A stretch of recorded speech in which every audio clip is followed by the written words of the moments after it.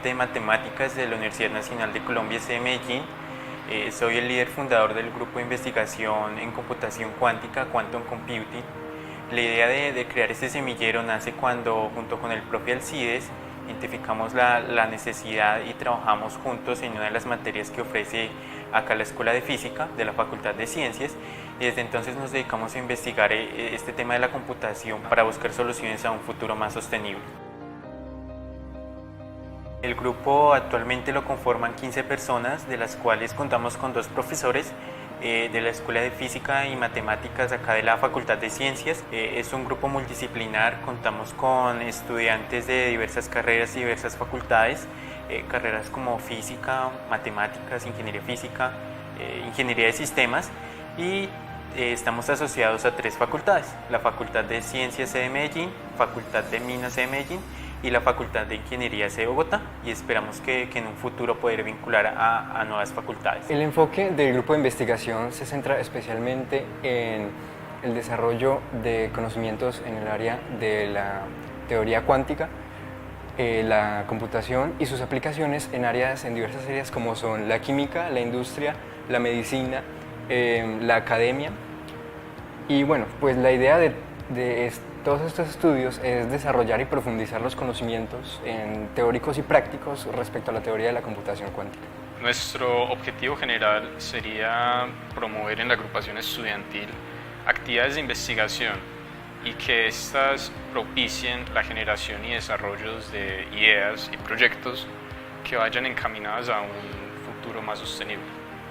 Nuestros objetivos específicos comienzan con la divulgación científica, la divulgación entre la academia y la sociedad general, para que llevemos este conocimiento al medio masivo. Nosotros actualmente nos enfocamos en 2 líneas. La primera es la línea de programación y la línea de investigación matemática. Desde la línea de programación nos encargamos de traducir los avances que realizamos en la investigación teórica, en la matemática. Y desde la matemática nos encargamos de identificar problemas actuales, plantearlos, identificar soluciones que nos contribuyan a solucionar los objetivos de desarrollo sostenible. Estamos a la espera de tener una tercera línea, que es la línea de astrofísica, junto con un convenio con la Facultad de Ciencias de la Universidad de Bogotá y con la Universidad Nacional Autónoma de México. Nuestro enfoque también está en pensar en cómo vamos a poder llevar el desarrollo, la investigación y los conocimientos con respecto a la teoría cuántica y mostrársela a la gente de a pie, a la sociedad en general. Y esto mediado gracias por proyectos de base tecnológica cuántica. Queremos fortalecer y complementar los procesos de formación de los estudiantes de la Universidad Nacional de Colombia, específicamente en áreas de las ciencias exactas. Deseamos liderar proyectos y actividades que mejoren continuamente la calidad de vida de nuestras comunidades y también las impacten desde la ciencia, la tecnología y las matemáticas, siempre haciendo uso de las herramientas cuánticas que tengamos disponibles.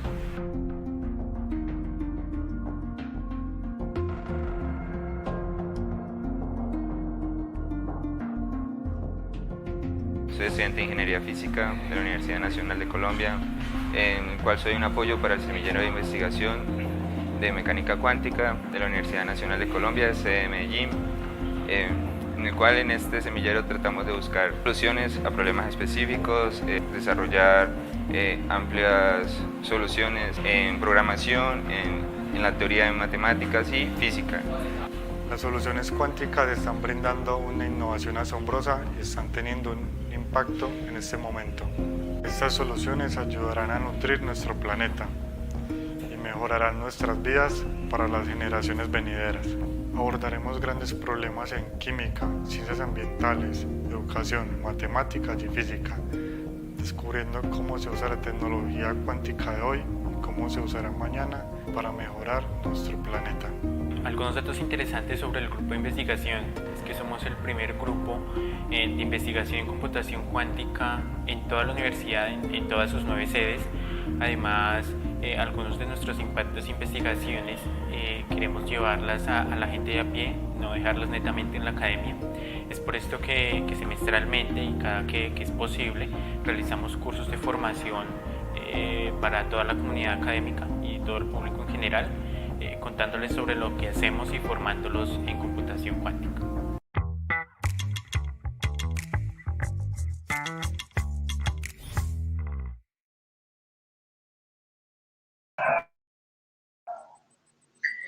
Hola, buenas noches a todos. Espero que se encuentren muy bien. Bienvenidos a esta clase número 15 sobre computación cuántica. Regresamos luego de un largo receso y regresamos con toda a continuar con el capítulo 7 de nuestro libro guía Quantum Computing Explained. El capítulo que iniciamos en la clase pasada, el capítulo 7, vamos a continuar la clase de hoy, entrelazamiento. Muchos nos preguntaron vía correo por qué no vimos el capítulo 6, básicamente porque los operadores de densidad, pues en nuestro momento, en el momento que estamos aprendiendo a programar computadores cuánticos, no son necesarios. Los veremos más adelante, incluso hoy veremos una pequeña introducción a esos operadores, pero podemos saltarlos un momento, ¿listo? El profesor Alcides hoy lamentablemente no nos acompaña, está un poco enfermo, pero bueno, esperemos que se recupere pronto y que nos va a acompañar en las próximas clases. Bien, entonces el entrelazamiento, como lo mencionaba el profe en la clase pasada, es una conexión, digámoslo así, especial que hay entre dos qubits, un qubit A, un qubit B. Es esa conexión especial que los une, ¿cierto? Y hay muchísimas formas, yo diría que infinitas formas de entrelazar dos qubits. Entonces, podemos definir un sistema, y yo lo llamaré un sistema donde tenemos un qubit A y un qubit B, ¿sí? Podemos entrelazar esos dos qubits de diferentes maneras. ¿Cómo lo hacemos nosotros? Entrelazándolos utilizando los operadores que ya conocemos, operadores de Pauli, productos tensoriales, que de eso veremos un poco hoy, cómo entrelazar dos qubits utilizando productos tensoriales, y infinidad de operaciones entre ellos los dos, ¿cierto? ¿Cómo entrelazamos dos qubits? Es básicamente, tenemos el qubit A, el qubit B, los acercamos, ¿sí? Acercamos el qubit A al qubit B y luego simplemente los volvemos a separar. Eso es entrelazar un qubit, ¿sí? Cuando dos qubits están entrelazados, podemos separarlos arbitrariamente la distancia que queramos y van a seguir estando entrelazados. Esa es una característica muy importante, diría yo que la más importante. No importa cuánto los separemos, van a seguir estando entrelazados. ¿Cómo sabemos si están entrelazados? Lo sabemos a la hora de tomar las mediciones, ir al qubit A o el qubit B y tomar una medición, ¿cierto? Una medición que va a estar entre 0 y 1, ¿cierto? Básicamente esa medición es una medición al azar, ¿cierto? Y lo mismo, no importa qué tan lejos esté A de B, siempre tienen que arrojar el mismo resultado, ¿sí? Es decir, que si yo A lo tengo en Bogotá y A B en Medellín y los mido, me debe dar lo mismo que si tengo A en Europa y A B en Asia, ¿sí? Me debe dar lo mismo. Estos dos qubits deben de tener dos propiedades importantes, ¿sí? Que es lo que los hace especiales. La primera es que el entrelazamiento no se puede compartir. Ese entrelazamiento no se puede compartir. ¿Qué nos dice esta propiedad? Que si dos qubits, ¿sí?, están entrelazados en cualquier parte del universo, ¿sí?, en ningún otro punto pueden compartir ese entrelazamiento con otros qubits, ¿sí?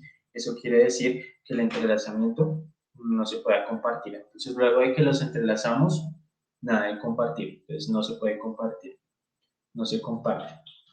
Y la segunda propiedad, ¿sí?, se refiere a la coordinación máxima. ¿Qué quiere decir? Que si medimos esos qubits en la misma base, eso es importante, debe ser en una misma base, no importa qué tan lejos estén uno del otro, el resultado va a ser el mismo. Entonces, la segunda propiedad la llamamos coordinación máxima. Coordinación máxima. Y es esa propiedad que cuando lo medimos en una misma base, el resultado debe ser el mismo. Y esta primera propiedad recibe el nombre de monogamia de entrelazamiento. Monogamia, entrelazamiento. ¿Listo? Entonces la primera propiedad, monogamia de entrelazamiento, que el entrelazamiento no se comparte, y la segunda, que se llama coordinación máxima, y es que si yo mido esos dos qubits en la misma base, no importa qué tan lejos estén, el resultado debe ser el mismo. Bueno, eso en la teoría, pero en la práctica, ¿cuáles serían las aplicaciones? Entonces, las principales aplicaciones de esto, la primera diría yo que es la criptografía cuántica, ¿cierto? Hacer sistemas más seguros gracias al entrelazamiento. Entonces, la primera sería la criptografía. También tenemos la teletransportación cuántica.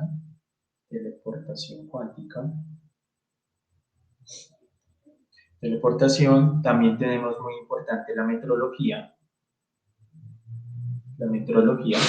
Y por último, las telecomunicaciones. Listo. Esas son algunas de las aplicaciones más importantes de este entrelazamiento. Hace algunos años se publicó un artículo donde se mencionaba que China había logrado entrelazar dos qubits, uno en tierra y uno en uno de sus satélites, ¿sí? Que es una distancia considerable. Eso es un gran paso. Lo que sucede es que pues no tenemos la información suficiente para decir si esa información es verdadera o es falsa. Si se logró entrelazar dos qubits a esa distancia o en definitiva no. Y hace muy poco, hace relativamente como 2 meses, un mes, el gobierno de los Estados Unidos vetó a ciertas empresas que desarrollan esta tecnología en China. ¿Por qué? Porque tener esta tecnología y poderla desarrollar o aplicar alguna de estas 4 ítems, estas 4 aplicaciones, por ejemplo, a la criptografía o a las telecomunicaciones, pues estarían en peligro muchas cosas, ¿sí? La criptografía, que es la que se encarga de hacer todos nuestros sistemas seguros, tarjetas de crédito, comunicaciones, y lo mismo, telecomunicaciones privadas, etc. ¿Sí? Entonces, ¿es importante el entrelazamiento? Sí. ¿Tiene aplicaciones en la vida diaria? Sí. ¿Listo? Eso por esa parte. ¿Qué más tenemos? La primera aproximación del entrelazamiento aparece por allá en 1935. Esa es la fecha importante donde se escuchan los primeros pasos en la parte de entrelazamiento. En 1935, Einstein, Podolsky y Rosen publican un artículo donde hacen ese primer entrelazamiento o esa primera acercación a lo que es un entrelazamiento. Esto se conoce como la paradoja EPR, paradoja de Einstein, Podolsky y Rosen. En su entonces, Einstein estaba muy escéptico de esta teoría, ¿sí? ¿Por qué? Porque la teoría nos decía que si los sistemas están bien definidos, ¿sí? Podemos conocer sus valores, ya sea que los observemos o no los observemos, ¿sí? Es decir, si observamos el sistema lo podemos medir, ¿sí? Si no lo observamos no lo medimos, pero sabemos que tiene un valor asignado, un valor entre 0 y 1. Esa es la definición que se presenta en ese artículo, un artículo muy bello, sobre el entrelazamiento, ¿sí? Que luego se vino a comprobar mucho después con los estados de B, ¿sí? Entonces, por ejemplo, aterricemos esto a un caso práctico. Vamos a iniciar suponiendo, entonces supongamos que tenemos un qubit en un estado, en el estado sí igual al estado 0, al que 0, ¿sí? Me disculpan si veo hacia otro lado, no los veo a la cámara, es que estoy acá con la tableta, ¿listo? Entonces supongamos que tenemos un qubit en ese estado sí igual al que 0, ¿sí? Entonces, ¿qué nos decía ese artículo de Einstein, Podolsky y Rosen? Que antes de yo medir ese sistema va a tener un valor y cuando lo mida va a tener otro valor. Esos dos valores deben ser los mismos, ¿sí?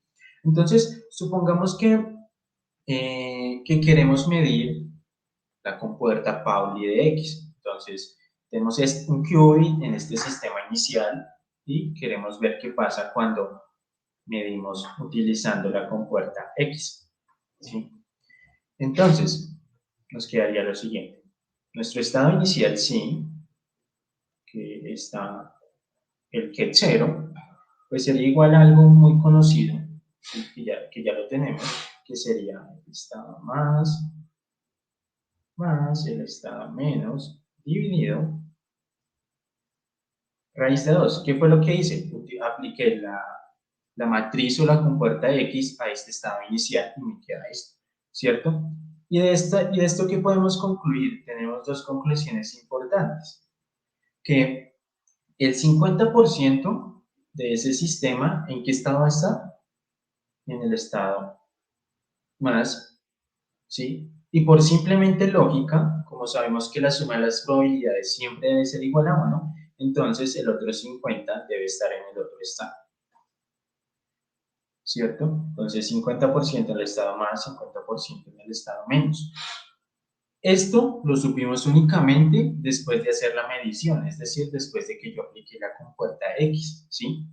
¿Lo sabíamos antes de aplicar la compuerta X? No, pero ahí estaban esos valores. Entonces eso es lo que propone o proponía Einstein, Podolsky y Rosen en su artículo, ¿sí? Y que lo podemos aterrizar con este ejemplo práctico. Entonces nosotros podríamos hacer lo mismo, o ustedes mejor, esta parte es muy sencilla, es muy parecida a este ejercicio. ¿Qué pasaría si tenemos, bueno, voy a nombrar esto de otra manera, un estado diferente, el estado phi, por ejemplo, que está en el estado 1, y quiero aplicarle el operador y, ¿sí? ¿Qué pasaría? ¿Qué tendríamos en los resultados? Es un proceso muy parecido a este. ¿Listo? Eso es lo que nos dice muy en resumidas cuentas el entrelazamiento. ¿Sí? Eso es lo que sucede y eso es lo que se propone en la paradoja EPR. Listo. Entonces, para seguir aterrizando esto, vamos a hacer 3 ejemplos, ¿sí? Vamos a hacer 2 ejemplos haciendo todo el paso a paso, haciendo las cuentas, y vamos a hacer uno programando en Qiskit, ¿listo? Para que veamos cómo podemos obtener esas aplicaciones. Me voy a ir por acá entonces al libro. Bueno, esta parte que la trabajamos es donde se menciona la paradoja de PR, etcétera. Esta parte trabajamos con el profe. Y, por ejemplo, acá, en la ecuación 7.1, nos mencionan una de las ecuaciones que aparecen en el artículo, en el paper de EPR, ¿cierto? Entonces, cuando tomamos la medición en qubits, en cierto momento, pues nos dice que eso no es conmutativo, ¿sí? Su posición en cierto momento no es conmutativo y nos dan esta forma, ¿cierto? Una posición X, un momento P, que es igual a I por H barra, ¿cierto? Que H barra ya lo habíamos trabajado, es la constante de Planck reducida, ¿cierto? Eso es lo que nos quiere decir. Bueno, acá están las propiedades que les mencionaba, que un sistema pues es consistente, ¿sí? Y que no se puede compartir. ¿Listo? Acá hay un poco de matemática sobre eso, pero por el momento tenemos las ecuaciones, pero no es necesario construirlas desde cero. ¿Listo? Acá nos mencionan algo que espero traérselos para la próxima clase de forma más interactiva, y es el experimento de Alice y Bob, que es un experimento de entrelazamiento. Ya lo veremos ahorita teóricamente, la próxima clase lo veremos con una pequeña simulación, ¿sí? Que es lo que les mencionaba, en este caso no tenemos 2 qubits, sino 2 personitas, Alice y Bob, ¿sí? Las vamos a entrelazar y cuando las separemos, pues yo puedo tomar la medida de uno de ellos y conocer la medida del otro, ¿sí? Entonces, si Alice está, por ejemplo, acá en Bogotá, ¿sí? Y Bot también, los junto, los entrelazo y luego los separo. A Alice la dejo en Bogotá y a Bot me lo llevo, no sé, Ámsterdam, ¿sí? Me lo llevo muy lejos. Si yo quiero saber en qué estado la medición de Bot, puedo medir a Alice y con seguridad puedo saber cómo se encuentra Bot o viceversa. Eso es lo que nos dice el entrelazamiento. ¿Listo? En cualquier momento o en cualquier o en cualquier segmento de tiempo puedo hacer eso. ¿Listo? Bien, vámonos para algo que es una expresión compacta y reducida de los estados de Bell, que trabajaron la clase pasada. Es la expresión, la coloco en pantalla, no nos preocupemos por tantas fórmulas raras. Esta ecuación, la ecuación 7.1, es una forma compacta de escribir los estados de Bell, ¿cierto? Entonces nos dan beta de x, de beta sub xy, de un estado 0 por y, más menos 1 a la x, por 1 por y, y gorrito, que es un vector, dividido en la raíz cuadrada de 2, ¿cierto? Los estados de Bell acá los tenemos, ¿cierto? O también conocidos como los estados EPR, ¿listo? Entonces todos estos 4 estados, beta de 0, 0, beta de 0, 1, beta de 1, 0 y beta de 1, 1, podemos escribirlos de forma más compacta utilizando esta ecuación. ¿Y por qué es importante esta ecuación? Porque vamos para el ejercicio 7.1, donde nos piden algo muy interesante. Entonces, ejercicio 7.1. Ejercicio 7.1. Entonces, ¿qué es lo que nos dice? Permítanme, vuelvo acá. Listo. Nos piden lo siguiente: demuestre. Vamos a dar una demostración no tan formal como nos gusta en matemáticas, sino un poquito más física. Entonces, demuestre que el operador,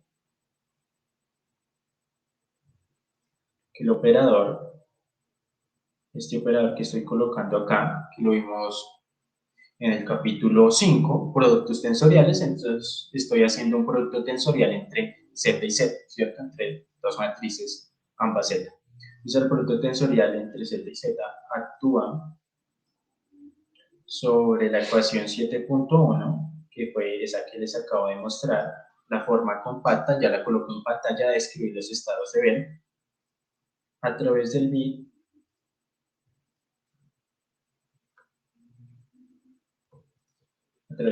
de paridad con.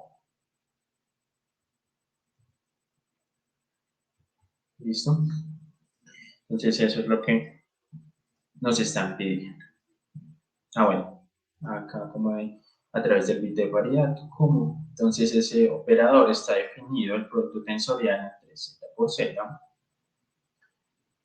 como el que beta sub xy es igual a menos 1 a la y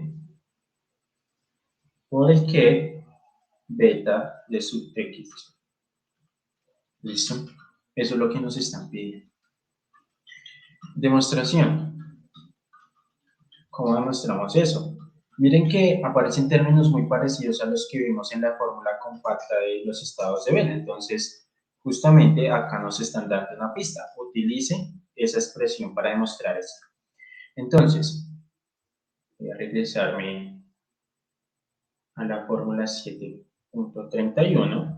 Voy a tomarle acá un pequeño script. Regálame un momento. Listo. Para tenerla acá a la mano. Listo, acá tenemos esa formulita, la formulita 7.1. Listo. Entonces, demostración. Lo primero es, recordemos quién es Z, ¿sí? Lo vimos en el capítulo 4, tal vez ya no lo recordemos, entonces, recordemos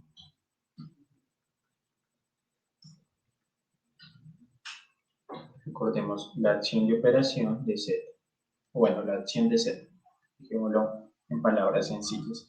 Entonces, Z en el estado 0, pues es el estado 0, ¿sí?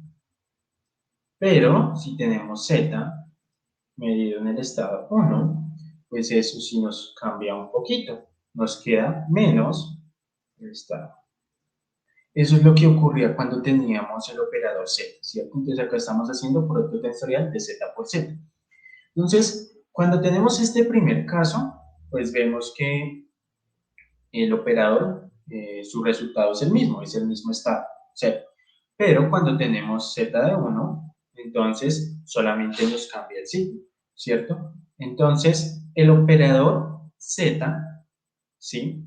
Solamente afecta la fase del estado 1, ¿sí? ¿Por qué? Porque cuando es 0, pues no nos pasa nada, nos queda igual.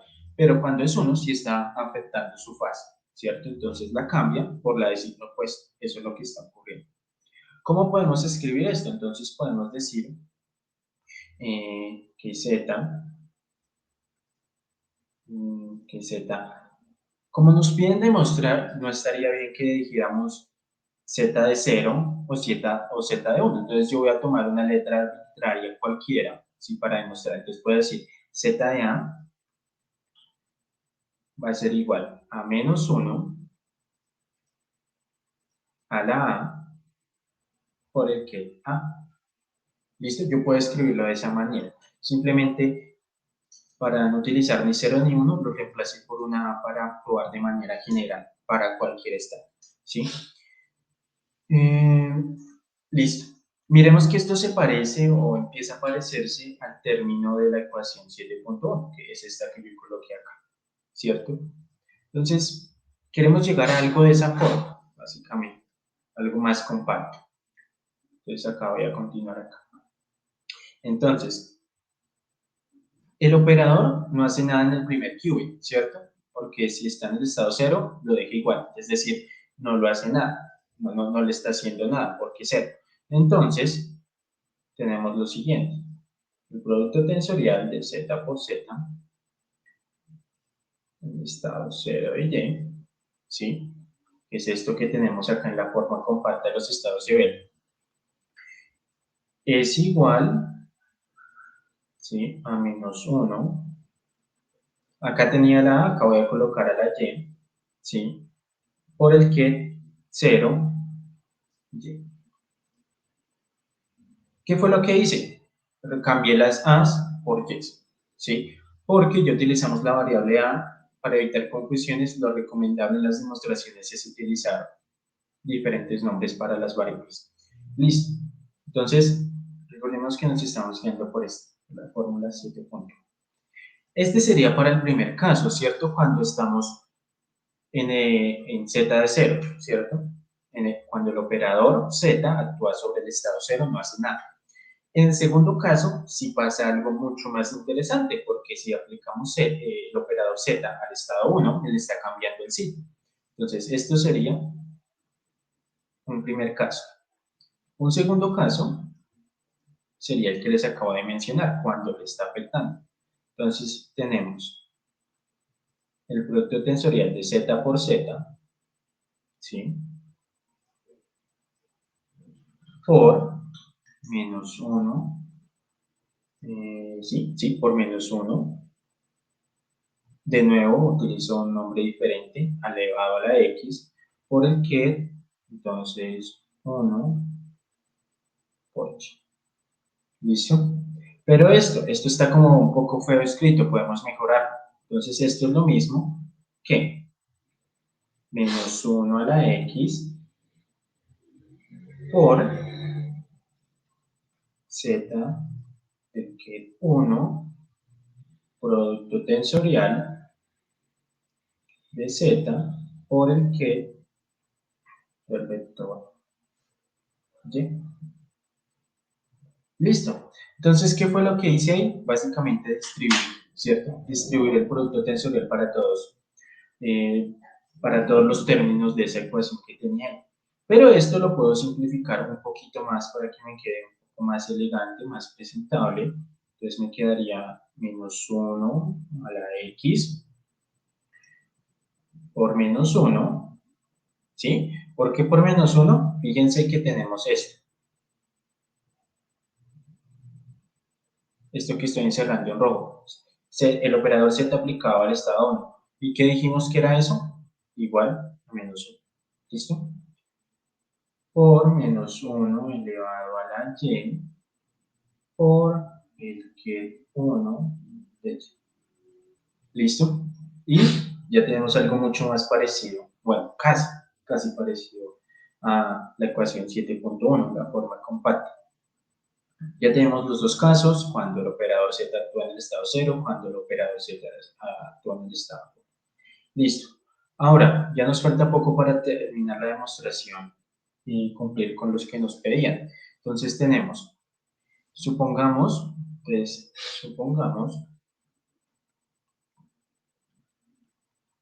y es igual a 0. Entonces, ¿qué pasa cuando y es igual a 0? Entonces, ¿qué ocurre con esa ecuación que tuvimos? Entonces tenemos que menos 1 por menos 1 a la 0, ¿sí? Es igual a menos 1 por más 1 igual a 2. ¿Sí? Más por menos me da menos, 0 por 1. ¿Por qué coloco aquí el signo más? En estos casos, como estamos trabajando pues, con estos operadores donde muchas veces nos sirve de guía revisar el signo, pues lo mejor es colocarlo aunque sea redundante. ¿Sí? Listo. Esto es la primera suposición cuando y es igual a 0, pero ¿qué pasa? Si y es igual a 0, ¿sí? Y barrita, ¿cierto? Entonces, ¿qué me queda para que cumpla la ecuación 7.1? Pues que y sea igual a 1, ¿cierto? Este que estamos hablando acá, que y sea igual a 0, es y gorrito, ¿sí? O y barrita. Esa fue la que supusimos que era igual a 0. Ahora, y solita, estamos suponiendo que es igual a 1. Entonces, eso es lo mismo que tener,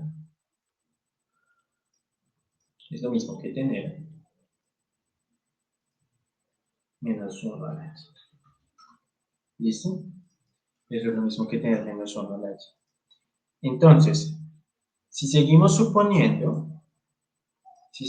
con nuestra idea de que si y es igual a 1, entonces se cumple lo siguiente. Entonces, tenemos que menos 1 por menos 1 a la 1, ¿sí? Lo único que estoy haciendo es reemplazar en la ecuación que tuvimos arriba, en la ecuación original, es igual entonces a menos 1 por menos 1, que es igual a más 1, ¿sí? Repito, coloco el signo porque nos interesa, aunque sea redundante, y pues no es más que esto que llegamos acá arriba, a menos 1 elevado a la h. ¿Listo? Cuando, punto y coma, cuando y barrita es igual a 0 y y es igual a 1, solo en ese caso. Entonces, ya hemos encontrado, entonces quiere decir que se cumple esta ecuación que encontramos nosotros en el caso 2, que era el caso interesante cuando cambiaba de signo la fase, ¿sí? Entonces, reorganizando, y bueno, entonces voy a colocar acá como para que la demostración quede completa. Hemos encontrado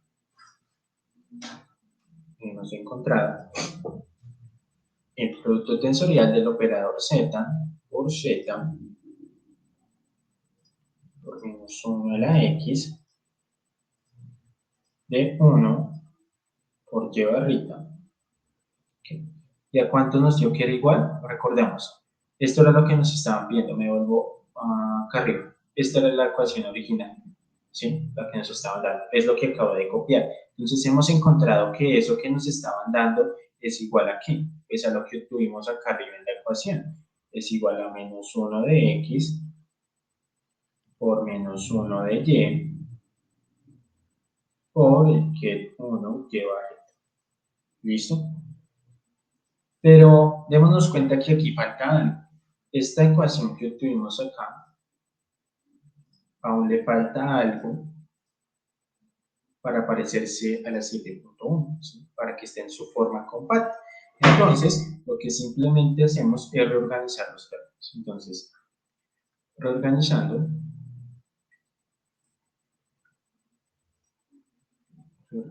tenemos lo siguiente, que el producto tensorial del operador z con z para con el que beta de xy es igual a menos 1 de y por el que 0 de y más menos 1 a la x. ¿Qué término nos falta? El menos 1 de y. Entonces nos quedaría por menos 1 de y por, nos falta este que, 1 de y barra. ¿Listo? Sobre la raíz cuadrada de 2. ¿Y eso qué dijimos que era igual? Dijimos que era igual a menos 1 de y por el que beta de x. Y miren que llegamos a lo mismo que teníamos arriba. ¿Sí? Lo mismo que teníamos acá. Entonces, partimos del lado izquierdo de la ecuación del producto tensorial de z con z por el que beta de xy, y trabajando únicamente con esta parte llegamos a la parte de la derecha, que es esta de acá, menos 1 a la y sobre el que beta de xy, y vemos que es el mismo. ¿Listo? Entonces con eso, ¿sí? Con eso hemos demostrado que ese operador z, ¿sí?, actúa sobre la definición compacta de los estados de B. ¿Listo? Ese es el ejercicio 7.1 de nuestro libro guía. ¿Listo? Entonces, miren, llegamos a una prueba por casos, ¿sí? Esta en matemáticas la llamamos prueba por división de casos. Entonces, el primer caso no es muy interesante que digamos, porque cuando aplicamos el operador z al estado 0, pues no nos hace nada, nos devuelve el mismo estado. Pero cuando lo aplicamos al estado 1, sí ocurre lo interesante, que es que le cambia de signo. Entonces empezamos a trabajar sobre él, lo que nos llevó a encontrar la forma compacta o la manera de que ese operador z sí actúa sobre la forma compacta de los estados. ¿Listo? Eso en el ejercicio 7.1. ¿Listo? Bueno, pero esta era una demostración. Veamos un caso un poco más práctico.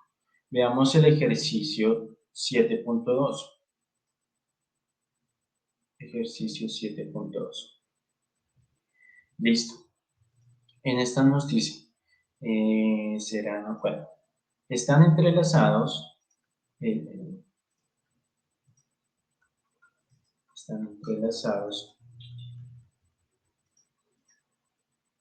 los estados de Bell. Están entrelazados los estados de Bell dados. Ya les muestro cuáles son esos estados en las ecuaciones 7.27 a 7.30. ¿Será que los que están en esas ecuaciones están entrelazados? Veamos, ya los coloco en pantalla. Son estos de acá, 7.27 a 7.30. Entonces nos preguntan, ¿será que estos 4 estados de Bell están entrelazados entre sí? Entonces ya, permítanme, le tomo un screen a la pantalla, a colocarlo en el cuaderno y que podamos proceder. Este ejercicio es aún más fácil que el anterior. Entonces ahí tenemos, ¿será que esos 4 estados están entrelazados? Pues son los 4 estados de Bell. La teoría nos dice que sí, sí están entrelazados. Pero no nos conformemos con eso, comprobemos si eso es cierto, ¿sí? Entonces, comprobemos que esos estados sí están entrelazados. Listo. ¿Por qué les digo que sí van a estar entrelazados? Porque en el libro los llaman estados entrelazados por excelencia. Estados entrelazados por excelencia. ¿Por qué? Porque son los estados de Bell. ¿Listo? Entonces, la pista es que sí van a estar entrelazados. Ahora miremos que eso sea cierto. Listo. Entonces, yo voy a definir un vector, entonces sea, vamos a definir ya phi, utilicemos sea el que sí, igual. Y le voy a colocar 4 componentes, A, B, C y D. ¿Cierto? Entonces, si están entrelazados, los estados deben ser separables. Si no son separables, pues no están entrelazados, ¿cierto? Entonces, esta definición que voy a dar acá es la definición de cuando dos estados no son separables. Entonces, si tenemos esto, este estado es un estado separable,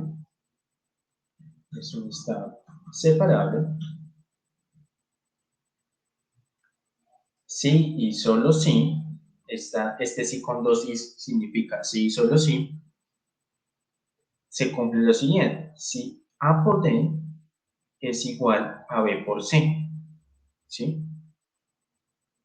Eso nos sirve para demostrar que no son separables, que esos estados no son separables, que no son separables. Entonces, a primera vista parece sencillo porque solamente nos toca verificar el producto y ver si son iguales o no.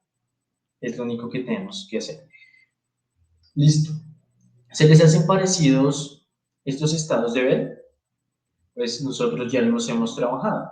No en esta forma como lo tenemos escrito acá, sino que lo hemos trabajado como vectores, ¿sí?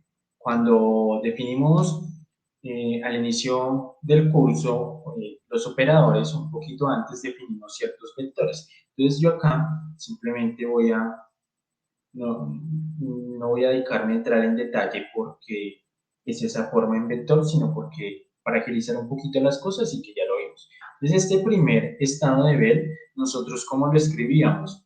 Lo escribíamos como 1 sobre la raíz de 2 por, como tenemos que pasarlo a vector, pues debe haber un vector por algún lado, como 1, 0, 0, 1.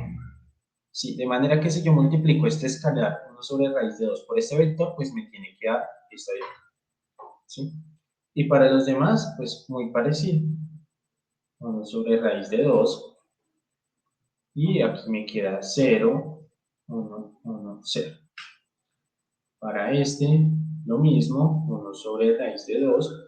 Y aquí me queda 1, 0, 0, menos 1. ¿Listo? Si me equivoco en alguno de esos, me corrigen, por favor. 1 sobre raíz de 2 por 0, 1, menos 1, 0. ¿Sí? Así los habíamos definido. Entonces, esos estados los podemos escribir como esos vectores columna. ¿Sí? Si están bien, 1, 0, 0, 1. Sí. ¿Listo? Entonces, como ya los tenemos en vectores columna, lo único que nos queda comparar es esto, si son separables o no. Ya les digo qué pasa cuando son separables y cuando no. ¿Listo? Entonces, comprobemos lo siguiente. Comprobemos el primer estado. Permítanme acá. Un poco esto. Listo. Acá para hacerlo al frente y que veamos caso por caso. Entonces, para el caso 1, entonces el caso 1 sería para el caso que tenemos el que beta de 0, 0. ¿Qué tenemos en ese caso? En ese caso tenemos que A es igual a D, ¿cierto? El primer elemento del vector es igual al otro. ¿Sí?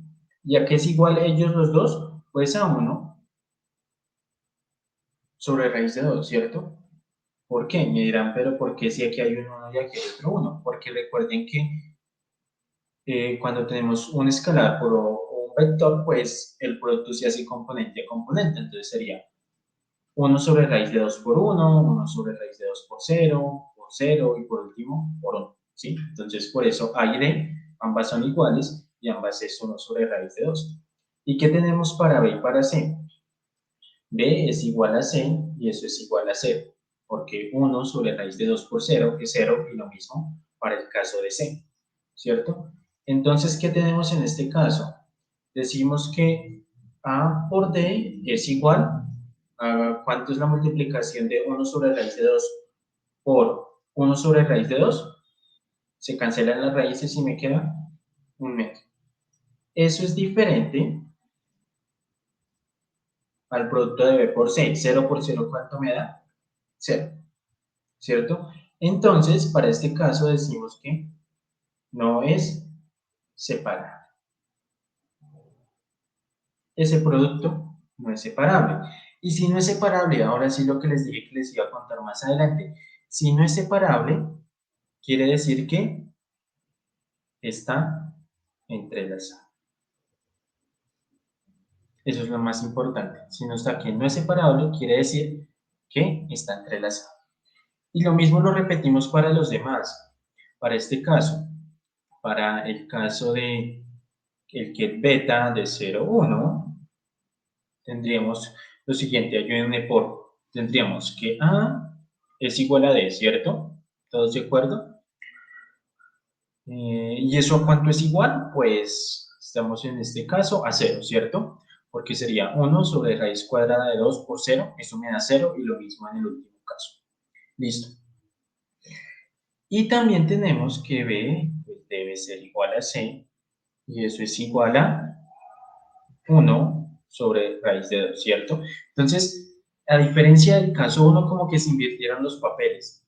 Lo que antes era A por D, ahora es B por C, básicamente. ¿Qué podemos concluir acá? De nuevo, que A por D es diferente. Bueno, voy a colocar el paso a paso. De nuevo en este. Que A por D, ¿sí? Que A por D, que es igual a 0, eso es diferente que B por C. ¿Cuánto es B por C? Pues sería 1 sobre raíz de 2 por 1 sobre raíz de 2. Se simplifican las raíces y me queda un medio. Esas dos cosas son diferentes. ¿Qué decimos? Que de nuevo no es separable. Y si no es separable, el estado está entrelazado. ¿Sí? Eso es importante. Listo. Como se deben de imaginar, lo mismo ocurre para los últimos dos estados de B, ¿cierto? Entonces acá voy a hacer un poquito más rápido porque ya conocemos cómo funcionan las cuentas. Entonces acá A por D me dice que es igual a menos un medio, ¿sí? Porque recuerden que acá tenemos en A un 1 y en D un menos 1. Eso es diferente que B por C, que B por C es 0 por 0, que es 0. Por lo tanto, no es separable, y si no es separable, está entrelazado. ¿Sí? Es un poco la repetición de la repetidera. Y lo mismo para el último estado. Entonces, en el último tenemos que A por D es igual a 0, ¿cierto? A por D igual a 0, 0 por 0, 0. Y eso es diferente que B por C, que es igual a menos un medio. Como son diferentes, decimos que no es separable, y si no es separable, decimos que están entrelazados. Por lo tanto, ¿qué nos dio como resultado? ¿Qué nos preguntaban? Nos decían, me regreso acá. Están entrelazados los estados de B dados en las ecuaciones 727 a 730, que eran 4. Pues hicimos el paso a paso de ver si eran separables o no, y nos dio que las 4 son no separables. Y como son no separables, ¿cuál es la conclusión? Que esos 4 estados están, la conclusión importante, entrelazados. Listo, que era lo que nos pedía. ¿Ven cómo es de fácil? Al inicio el proceso es un poco mecánico, luego es simplemente hacer cuentas y muchas cuentas. ¿Listo? Bien, entonces estos son los dos ejemplos que yo tenía preparados para el día de hoy. Básicamente así funciona el entrelazamiento. Como les digo, les quedo debiendo esa demostración que me parece muy bonita, visual, de cómo podemos ver el entrelazamiento de Alice y Bob en diferentes lugares, en diferentes distancias, y cómo conociendo el estado de Alice podemos conocer el estado de Bob sin medirlo y viceversa. ¿Listo? Luego, ese es el caso más sencillo, pero este experimento de Alice y Bob tiene muchas variaciones y podemos complicarlo, agregarle más situaciones, que tiene coherencia cuántica, entonces la información entre ellos, entre más lejos estén, pues se puede perder, hay ruido, etc. Hay muchas variaciones, pero quedemos por el momento por la clase. Bien, listo. Pero bueno, ¿qué tiene que ver todo esto tan teórico, tan de hacer cuentas con aprender a programar un ordenador cuántico? Yo les mencionaba unas aplicaciones, criptografía y demás. Entonces vámonos a lo que han estado esperando. A cómo programar esto en Qiskit, que en este caso es el framework que estamos utilizando para computación cuántica. ¿Listo?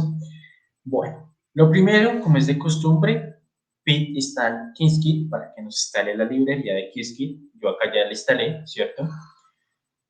Acá me disculpan, no sé qué me pasó con el LaTeX, pero no me lo está compilando bien, entonces voy a recrear o voy a programar ese ejemplo 7.7 que acabamos de hacer teóricamente. Entonces, la misma pregunta, ¿será que están entrelazados esos 4 estados de B? ¿Sí? Eso que aparece en rojo es que, bueno, lamentablemente no sé qué pasa con el compilador, no está funcionando bien, pero es un que recuerdo. Listo. ¿Cómo podemos comprobar si están entrelazados o no programados? Entonces, yo acá arriba ya está el Qiski, ¿cierto? Listo, solución.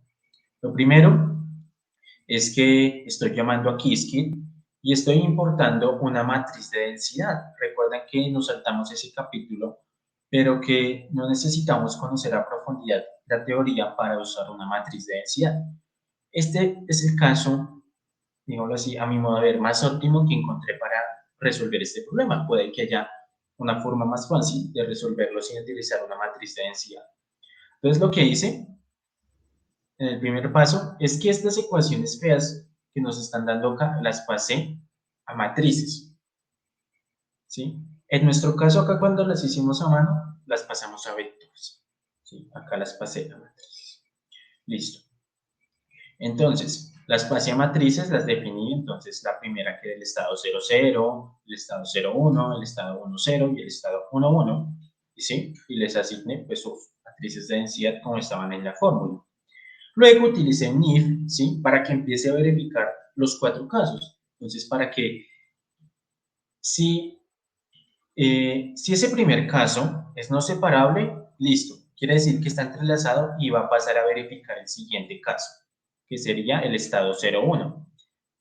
Si ese estado, cuando hace la verificación, miren que acá definimos un producto tensorial, ¿sí? Si hace esa verificación y le sale que es no separable, todo bien y pase al siguiente estado, al tercero, que es el estado 1,0. Realizamos lo mismo y el proceso se repite. Si el estado es no separable, pues entonces pase al cuarto caso, que sería el último. Y luego utilizo un if y un else para que me dé las dos posibles opciones. Entonces, si esos estados están entrelazados, me debe decir que están entrelazados, pero si no, si no, me tiene que decir que ninguno de los estados está entrelazado. Entonces, efectivamente, ¿qué nos dio en la teoría? Que estaban entrelazados todos, ¿cierto? ¿Qué nos dio acá?